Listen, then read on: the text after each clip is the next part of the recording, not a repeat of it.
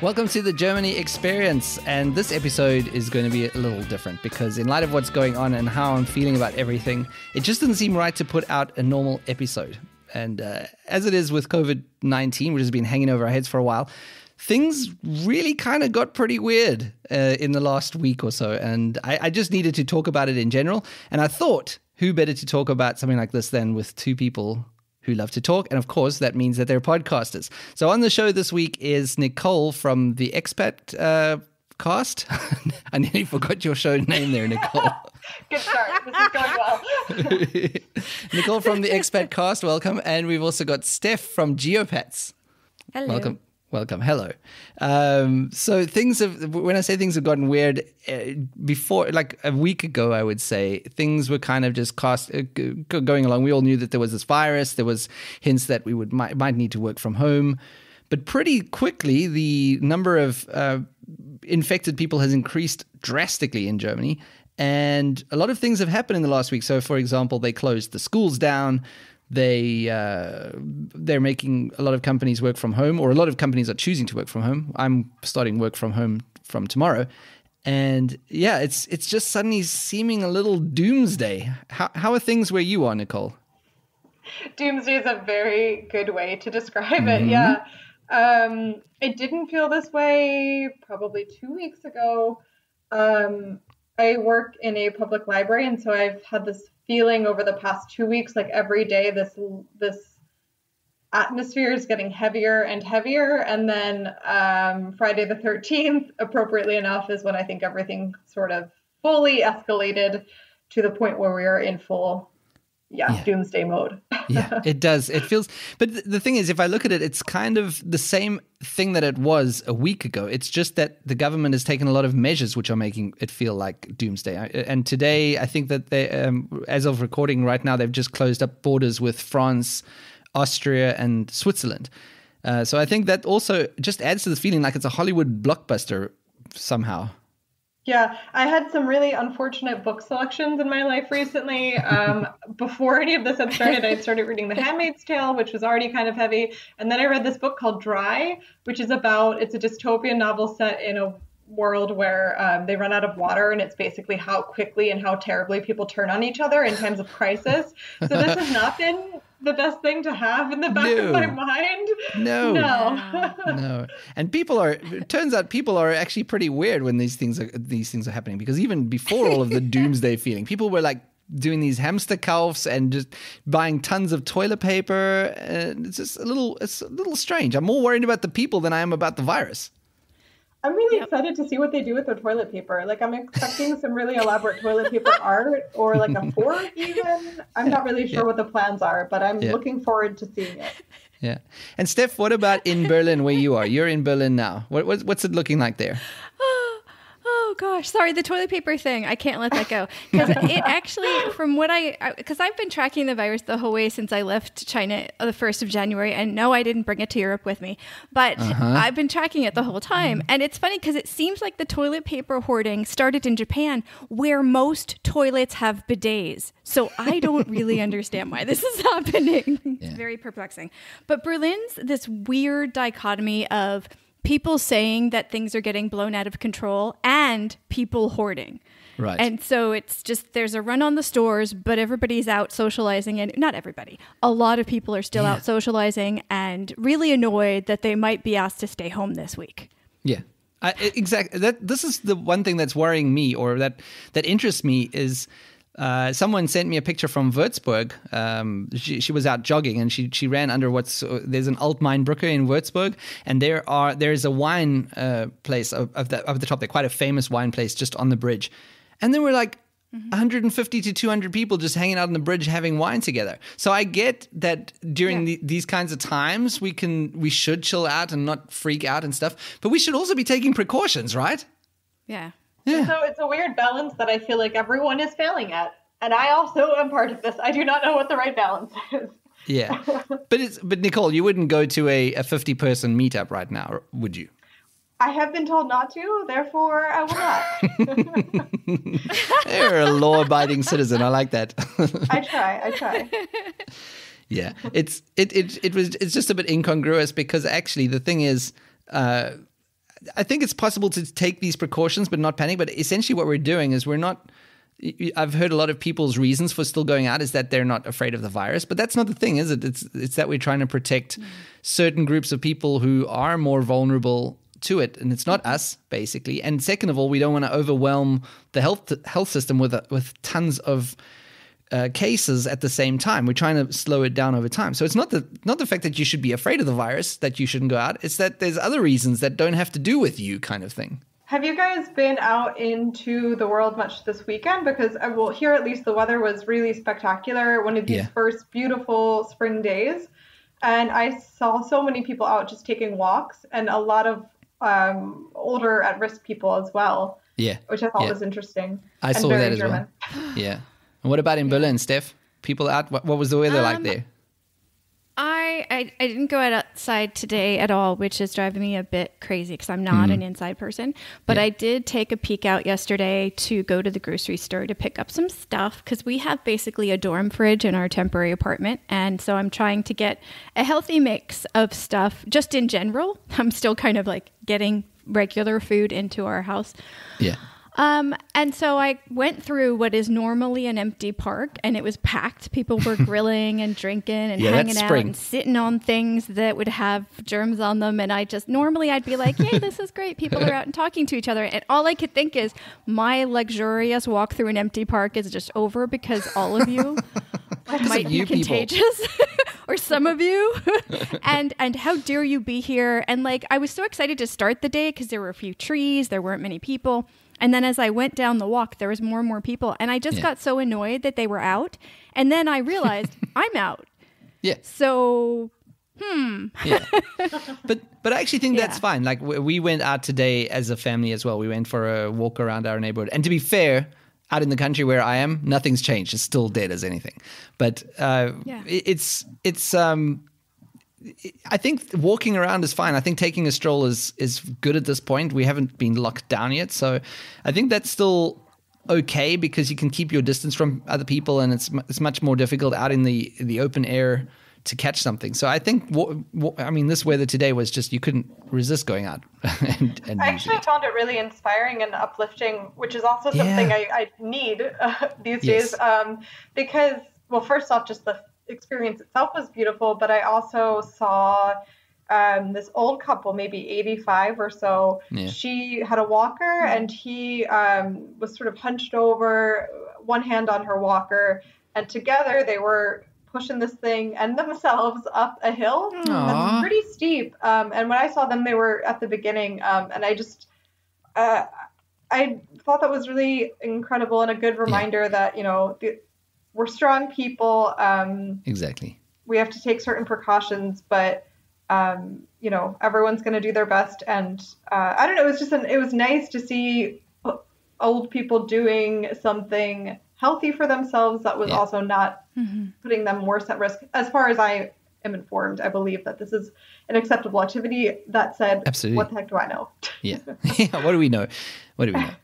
Yeah, that kind of thing I don't have a problem with. It's the people that are like, I think bars and restaurants should be closed at this point. That's just what I think Germany has been a bit too slow about. Yeah. Well, on Tuesday, bars and some other establishments are going to be closed in Berlin. But I believe they said restaurants will be open, but they have to have, the tables have to be a certain distance from each other. Yeah, 1.5 meters or something. Yeah. Mm-hmm. Yeah. Yeah.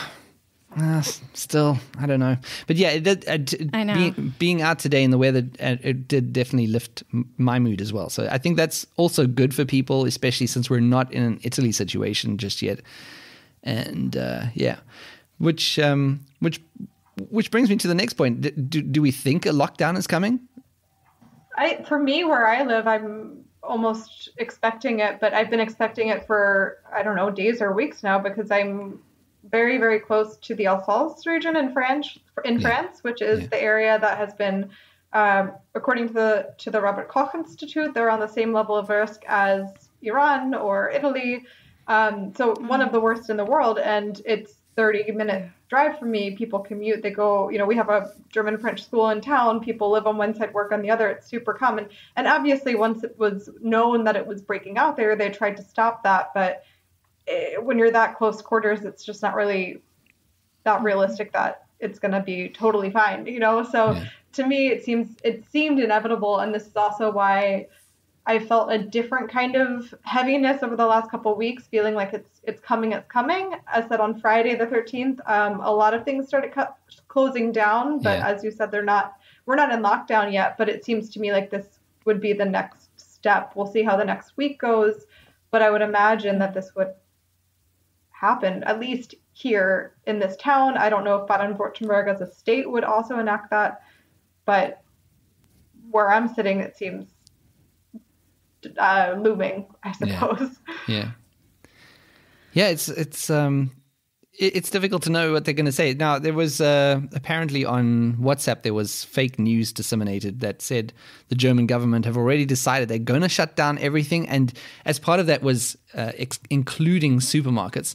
And that is clearly not the case, because what they did in Italy as well, everything's on lockdown except supermarkets. People can still go to the supermarkets and buy things as usual. So, I mean, that I think caused a bit of undue panic. And there was also something else about in WhatsApp where they said ibuprofen worsens COVID-19. So if you got COVID-19, don't take ibuprofen.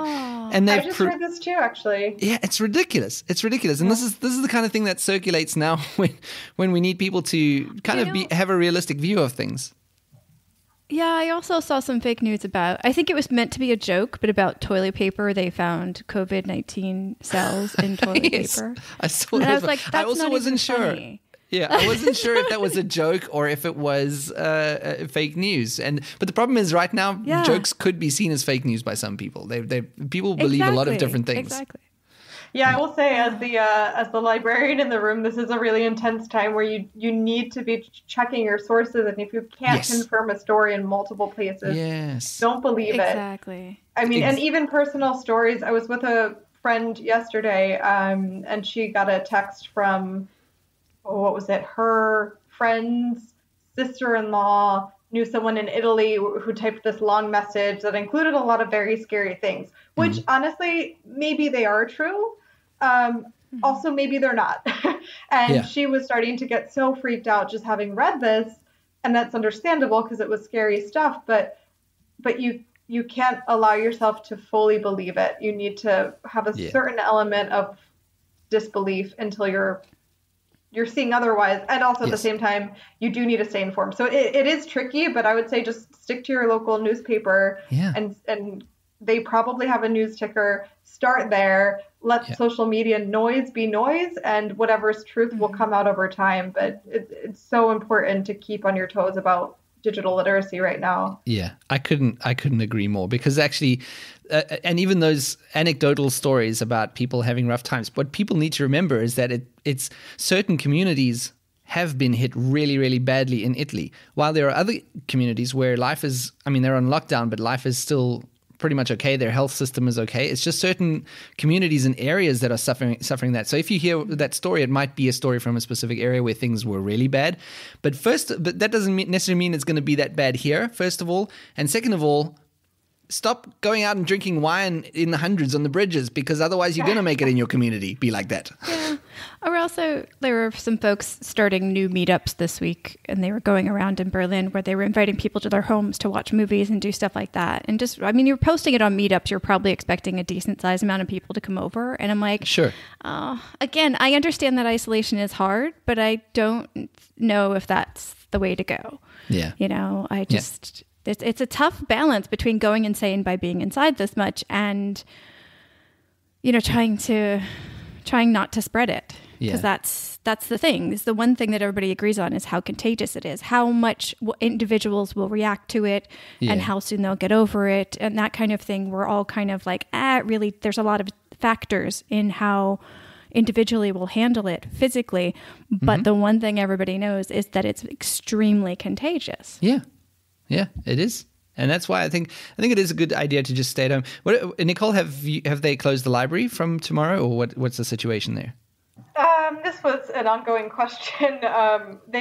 So now, as of now, the plan is to be closed starting Tuesday, indefinitely, I suppose. Right. We got the announcement for that a little bit later than some other institutions. So the museums and the public baths and schools all got shut down or announced the shutdown during a press conference, and we were a little bit delayed from that. And as an employee, I still will have to go to work so far. We'll see if that changes. Yeah. But it seems like it's not across the board decisions being made. It's a little bit more fragmented. So things are coming in waves. Yeah. Mm-hmm. Yeah. And so I think that makes sense because it's such a public facing thing that you have there that it makes sense to close that down. For us, I work for a software company, so we've been told to work from home for the next, I think, at least 5 weeks. I don't know how much longer it is, but that was voluntary. We didn't have a case of COVID-19 amongst us or anything like that. We were just our managers, which I think was very responsible, said work from home, we can all do it because we're just a software company. It's not like we have to physically be there putting things together or something like that. So it's great, but the fact that they've closed the schools as well means that it's going to be very difficult for people to be productive even if they have to work from home. So like for me, I know with 3 kids at home, it's gonna be very tricky to be productive in a work sense. So we'll see how that goes from tomorrow. And you've just got here, Steph, to Germany, right? So I got here January 1st. But yeah, I'm still job hunting, and my husband's in a 3-month course. But his course just went remote this week this week is Monday today. I don't know what day it is. No. And they just started today. So now instead of him being at work and me being in coffee shops job hunting, we're both at home in a place where we weren't supposed to both be working on getting set up. So it's a little bit of a strain. I know it's a privileged complaint, but it's not exactly what we were thinking when we house hunted for this apartment. Yeah. It's pretty crazy because this is something that I think no one could see coming along, that it would be like this. And Sure. The question is now, how long does it go on like this? Like, I think China's still on lockdown, isn't it? No, they've started to move around. They started to go back to work. Okay. I think maybe Wuhan might be, but most of China is back to somewhat normal. Right. And that is, so we could say that's about 2 to 3 months after it really started properly there. But they shut down incredibly fast. Yeah, that's the thing. Yeah, that's the thing. Where Germany, I think, is way along the curve of, by this time, China had already shut down and closed borders and all kinds of things. Well, and also because of their different political setup and structure, they were able to make different decisions than Germany would be able to, or the U.S. could, what have you. And I think that's been really interesting to keep an eye on is how the different political and social structures where you live are impacting the society's response. Like, for instance, as an American, I have a lot of nervousness for society and for individuals that I know who don't have paid sick leave, who won't be able to pay rent if they're not able to work. And so people who are going to work even after being tested, or, there's a lot of really bad situations that are happening because there's not social structures to support it. On the other hand, the U.S. is so much further along than Germany that in terms of working from home possibilities. So it was really easy for a lot of people to just say, all right, we work from home, no big deal. Whereas here, for instance, my job has no infrastructure to support that. Also, the nature of the work is different, to be clear, but in a lot of workplaces, they just don't have the hardware and the software and the servers all set up to be able to hold that volume of working from home. So it's a different calculation if the entire company shuts down or just keeps showing up to the office. And so here, that's the downside. In the US, it's not. Other way around with the social things. And I think this is really fascinating to see. And it'll be interesting to see in the future if changes are made from this and what and where. That's actually one of my big hopes, is that Germany will realize that working remotely is a viable option and more companies will do it. Our company is able to do it because we set it up that way. It's just something that the way we had. But I know a lot of other software companies as well where it's not necessarily so easy to work from home. So that's one of the things that if this all blows over when it blows over, yes, please. that Germany will have a new look at how they do the working from home thing, because it could make a difference. Yeah.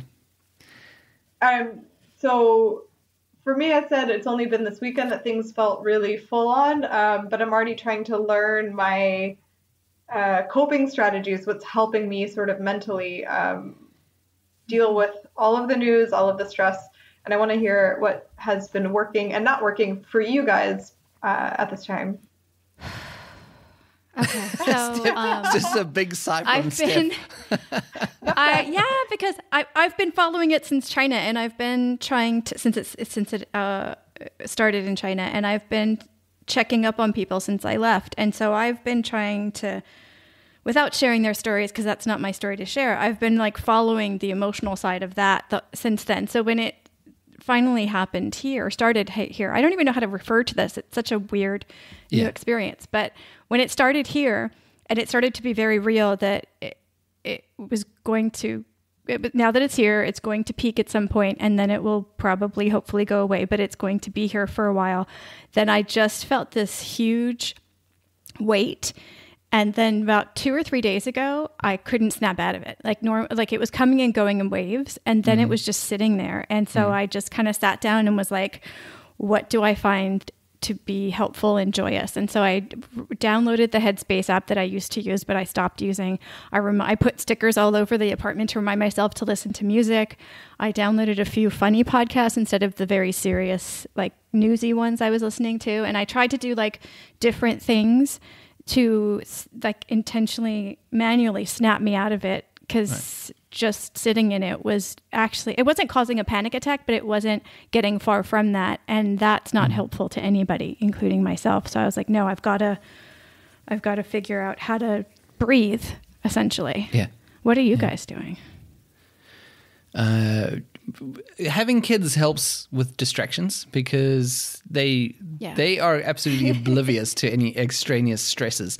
And I mean, we've dealt with some personal stresses before, particularly in this last year as well. So we've had a bit of a stressful time up until this point, and we're quite used to it. But what I found is if I get really bogged down by this, which I was at one point, I was like, just getting kind of, like you said, I think you said it, Steph, weighed down by everything. And then I started becoming more distant with my kids, and then I just took them out somewhere and hang out completely as if it was a normal day. And that just brought me out of my funk completely. It was just an amazing turnaround for me. And I realized that's actually, it's going to be good that the kids are at home for the next 5 weeks.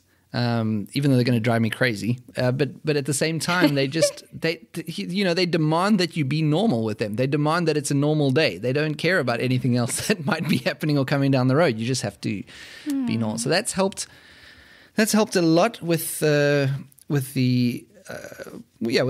general stress and worrying. And the other thing is that I've recently come to realize it's actually just the same situation it was last week. We got a bad virus that's going around.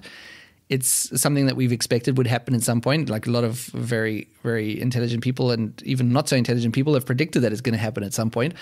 It's happening now.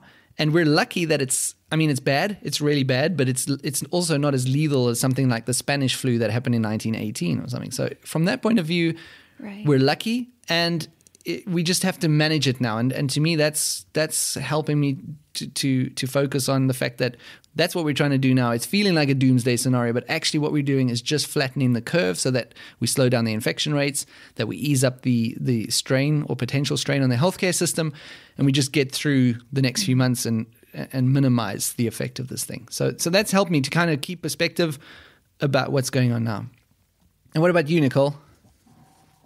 I think I'm having different reactions at different times, and different things are working and then not working. I've definitely been texting a lot with friends and family about their situation, or just sending links of things that are distracting us. I've gone on several walks, as said, as long as that's still allowed, and I'm just going alone. I think that's fine.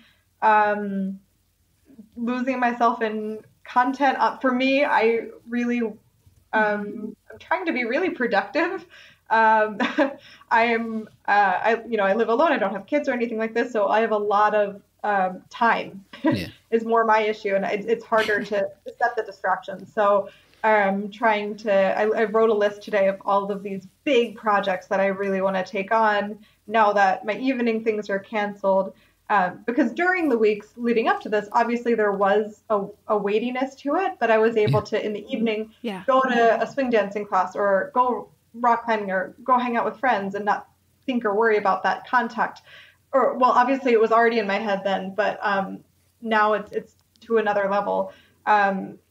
So having those things be off the table now is making me redirect my attention elsewhere. But I don't know. I went and bought a book the other day called The Shortest History of Germany because I want to learn more about German history. And I was reading it today, and they mentioned a plague that happened way back when, and it lasted 15 years. Oh my God. And this was a really powerful moment for me to be reading that in this moment and have this sort of context of like what I'm feeling now, people lived for 15 years with. Yeah. And we have advanced so far, and there's no reason to think that it's going to be a 15-year experience right now. You know, maybe in some ways, maybe economically or individually, but it kind of helped me check in with reality of like, I don't live in what was like 270 AD. Like that's not the time that we're living in right now. And it helped me get my bearings. Yeah. I even even when I compared it, similar to what you're saying, Steph, Nicole, is I compared it to the 1918 flu when I also read up a lot about that recently because obviously on the mind, and that was pretty bad too, and that also helped me realize like we got a healthcare system in place. It might take a bit of strain, but I have full confidence that it can be managed. And it's not like that 1918 plague. And like you say, just dozens of other plagues that we've had through the history of mankind. This is not the first time that we've had something like this. And people have gone through a lot worse than what we're going to go through. So that is kind of settling. You know, that actually is exactly, you've just really hit the nail on the head for me, because that's exactly why I'm slightly annoyed with people between the toilet paper and all of the touching that's still going on in public. I'm like, look, we have the knowledge and we have the ability to squash this pretty fast. Yeah. Yeah. So the fact that people are either ignoring or going, it's not that bad, I can still do a million of these other things. I'm like, no, we're smarter than this. Yeah, we should do be. this. We should be relatively fast. Yeah. Yeah. So, I saw some guy post on Facebook today that he's not going to be a prisoner to the government and told to stay in his house and whatever else. And then somebody else said, well, it's facts. We need to flatten the curve and we need to prevent more infections from happening too quickly. Yeah. And he's like, your opinion, not mine. I'm like, what? It's not an opinion. It's fact. Scientifically proven. It's science, for God's sake. It's and it's people like that annoy me. And then it's the people who will, I don't know. I think, like you said it before, Sean, it's the people that not scare me, but make me cautious during this. Because I think eventually whether it be organizations or governments, I think the bigger collective is going to help us through, and we as smart, intelligent, rational people will figure out that that doing all these things is better for all of us.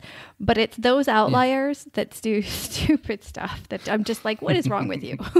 What is wrong with you people? Why are you here? Yeah. And I think I'm going to take Nicole's advice about stopping social media, because social media is the worst. It's where you see these kinds of stupid people. And obviously, I'd like to think that not everyone is as stupid as those people. Like, I hope that it's just an amplifier. Most aren't. Yeah, most are reasonable people. And social media kind of makes you forget that sometimes. And I think maybe in times like this, it's time to look away because of all the fake news and all of this, these idiots being loud on the internet. Maybe it's time now to just focus on, like Nicole said, the news sources and get your news from and check your facts. That's what you need to do right now. And individuals, I've also been checking in with folks. And I now have like 2 people that I do like one-on-one daily check-ins. Hey, what are you doing today? What's going on? How do you feel? That kind of thing. Because I'm just like, I'm not an inside person. I will start to teeter a little bit at some point. And I'm like, I need to talk to people. Yeah. So yeah, whether it be video calls or conference calls or just phone calls or just voice messages, I need contact. And I think that's important for a lot of people. We're not isolationists as like natural beings. No. And that's what I think I keep trying to remind myself of. We do live in a digital age, and while day to day, I don't want to live my life online. I want to live it in real world. If I need to cut back on in-person social interaction, that doesn't cut back on my need for social interaction, but I can redirect it by talking to people through online technologies. And that's where I'm going to try to praise and use the digital world to the benefit of it, and just ignore the nonsense on social media as much as I can. I think that's wise. That's wise.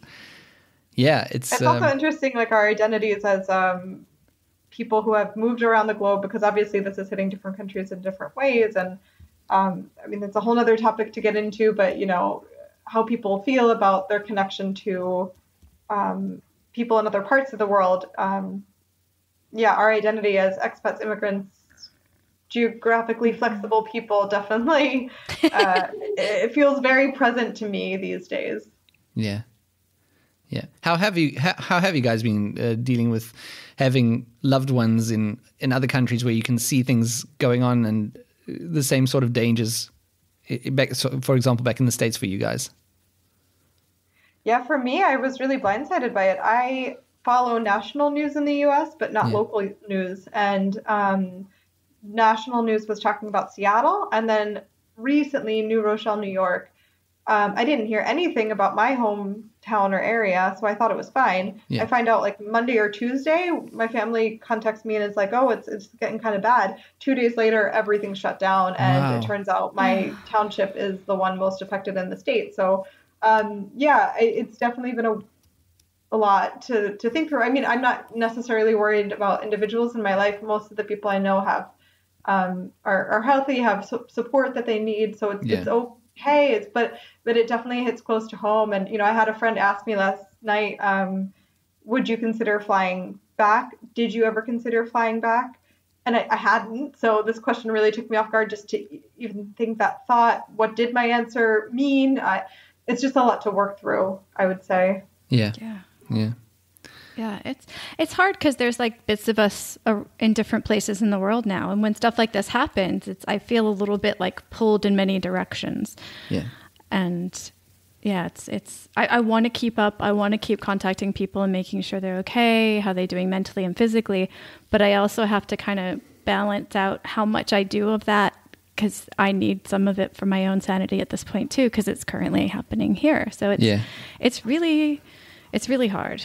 But nobody I know personally has, and wait, I need to find some wood before I do this. There we go. Okay. Nobody I know has personally been affected yet. So I don't know why it's so draining on that level when there hasn't really been a physical tragedy. Yeah. Well, I mean, for me, what's weird about this whole situation is this is kind of the first time that you're going through something with the whole world in a way, because like, it's happening here, but it's also now happening in South Africa. They've just had their first 50 cases or so, and you can see it spiraling out of control already. And South Africa also does not have a very robust health system. So I worry about the country and how they're going to manage it, because managing these kinds of crises also in Africa could go either way. They're either super efficient or they completely mismanage it and lose the advantage of the time that they've had, because they're only getting it now basically. And it means that they've had an extra few weeks to prepare and to watch the models of South Korea or Germany or Italy to see what's working and what's not. Mm-hmm. So I just hope, that I get worried about things like that. But it's weird because it's all happening at the same time. But it's not even their winter yet, is it? No, it's not their winter, but it's starting, and they're going to go into their winter now, and we'll see how that goes. But what can you do? It's interesting. Yeah. Is there anything else you guys had as points to talk about here? So much somehow. Yeah, I feel like this is the topic of every conversation I have, and every time I leave it feeling like I could keep talking, but essentially no. Okay. What about you, Steph? Ditto. I mean, the being pulled from many different sides, because we know people all over the place, and the emotional side of dealing with it, being here but not being here, fully in our faces. It's just, it's weird. It's quiet. It's not visible, but it's impending, and it's definitely weighing me down. No, that's it. Yeah. And I think that's my message for people at this time is it's just like, try not to let it weigh you down, because you can still go out for now. You can still take walks and meet with friends. I mean, I meet with specific friends. We've narrowed our friend circle down very, very small to like 2 or 3 people. And we still meet with them, people from our village, and that's that. You know, that go for walks, enjoy the sun, and just minimize the chances of spreading the disease. And I think you're still okay for now until a potential lockdown comes. But it's just flattening the curve, baby. Sean, have you started to use different gestures instead of like shaking hands or hugging? Yes, I do an elbow bump. Do you? Yeah. Okay. Yeah. It's so strange. What about you guys? No, nothing yet. I kind of went from regular to isolation, so I've missed over the elbow thing. I've done a little dance. You do? Aww. That's really cute. I like that. It's fun. I like that.